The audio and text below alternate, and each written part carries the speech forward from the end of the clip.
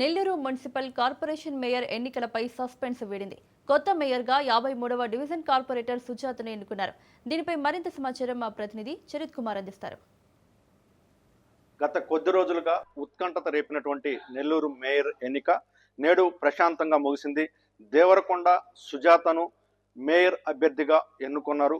అయితే గత కొద్ది రోజులుగా నెల్లూరు మేయర్ కార్పొరేషన్కి సంబంధించి పోట్లూరి శ్రవంతిపై అవిశ్వాస తీర్మానం పెట్టడం, అవిశ్వాస తీర్మానంలో ఆమె వీగిపోవడంతో ఓడిపోవడంతో డిప్యూటీ మేయర్గా ఉన్నటువంటి రూప్ కుమార్ యాదవ్ యాక్టివ్ మేయర్గా ఉన్నటువంటి పరిస్థితి. కానీ ఇక్కడ గిరిజన సంఘాలు పెద్ద ఎత్తున నిరసన తెలియజేశాయి.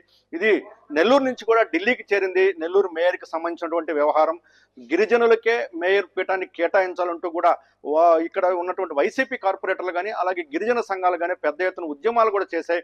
కానీ దీనికి తెలుగుదేశం నుంచి ఏదైతే మేయర్ ఎన్నికకు సంబంధించి పోటూరి శ్రవంతి అవిశ్వాస తీర్మానంలో వీగిపోయిన తర్వాత ఆమెకి ఏదైతే ఎన్నిక జరిగేదానికైతే ప్రాపర్ వే ఉంటుంది, ఎన్నికల సంఘం దీనికి నోటిఫికేషన్ విడుదల చేయాలా అన్నటువంటి నేపథ్యంలో ఈరోజు నెల్లూరు మేయర్ ఎన్నికకైతే మాత్రం ఎన్నికల సంఘం 26వ తారీఖున ఇచ్చింది.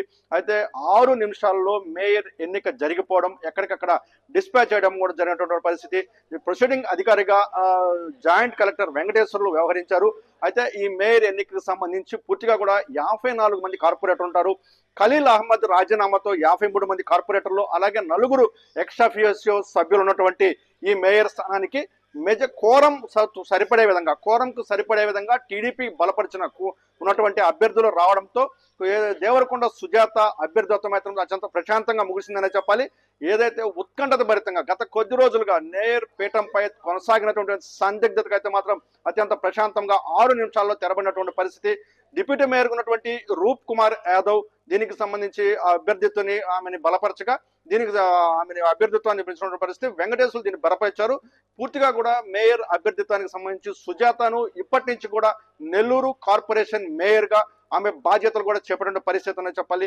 నెల్లూరు మేయర్ కి సంబంధించినటువంటి కథ 6 నిమిషాల్లో సుఖాంతం అవడంతో అందరూ కూడా ఊపిరి పీల్చుకున్నారు. వైసీపీకి సంబంధించినటువంటి కార్పొరేటర్లు 14 మంది కార్పొరేటర్లు అలాగే ఎక్స్-అఫిషియో సభ్యుడిగా ఉన్నటువంటి ఎమ్మెల్సీ చంద్రశేఖర్ రెడ్డి ఈ యొక్క మేయర్ ఎన్నిక కార్యక్రమానికి అయితే హాజరు కానున్న పరిస్థితి అని చెప్పాలి. కెమెరామెన్ భరత్ తో చరిత్ర కుమార్, రాజ్ న్యూస్, నెల్లూరు కార్పొరేషన్ నుండి.